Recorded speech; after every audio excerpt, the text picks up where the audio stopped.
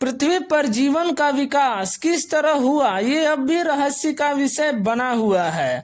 विज्ञान के अब तक के सारे प्रयासों के बावजूद ब्रह्मांड में किसी दूसरे स्थान पर जीवन की पुष्टि अभी तक नहीं हो पाई है। पृथ्वी पर एक कोशिकीय, बहुकोशिकीय लाखों जीव जंतु पाए जाते हैं, मगर वैज्ञानिक इस बात से सहमत हैं कि इन सब जीवों का प्रथम पूर्वज कौन था। आज भी इस प्रश्न का उत्तर जानना शेष है कि सभी जीवों का प्रथम पूर्वज पृथ्वी पर ही जन्मा था कि किसी अन्य ग्रह से पृथ्वी पर आया था। एक रूसी वैज्ञानिक अलेक्जेंडर इवानोविच ओपरिन ने 1924 में जीव उत्पत्ति नाम से निर्जीव पदार्थों से जीवन की उत्पत्ति का प्रथम सिद्धांत प्रतिपादित किया था।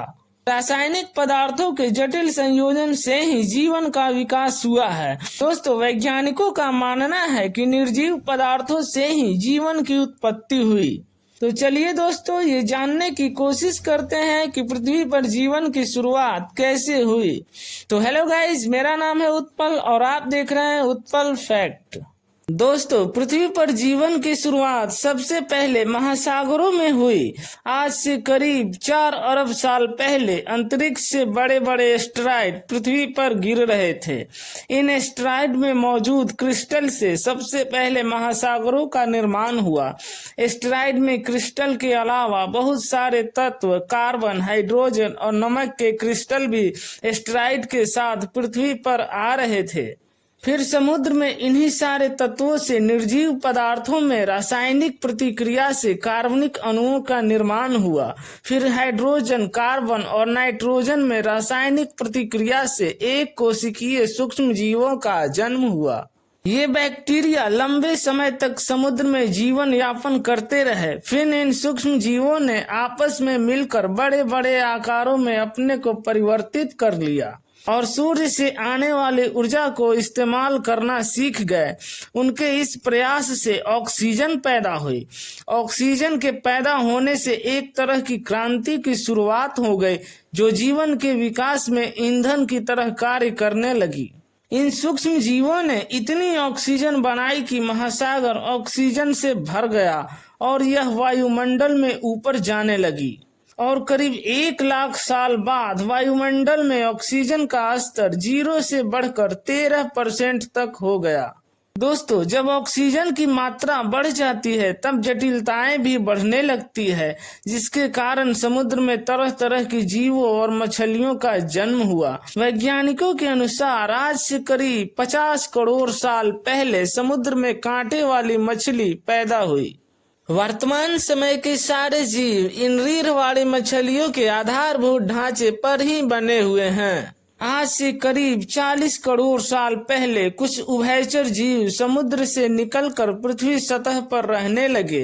ये उभयचर से समय के साथ साथ ये जीव सरीसृप में बदल गए और इनमें नए नए अंगों का विकास हुआ और फिर इन छोटे सरीसृपों से बड़े सरीसृपों का विकास हुआ। इस तरह दोस्तों, पृथ्वी पर डायनासोर युग का आरंभ हुआ। ये डायनासोर आज से 30 करोड़ साल पहले हरे भरे जंगलों और दलदलों में रहते थे। ये डायनासोर साउथ अफ्रीका से लेकर उत्तरी अमेरिका समेत पूरे पृथ्वी पर फैले हुए थे।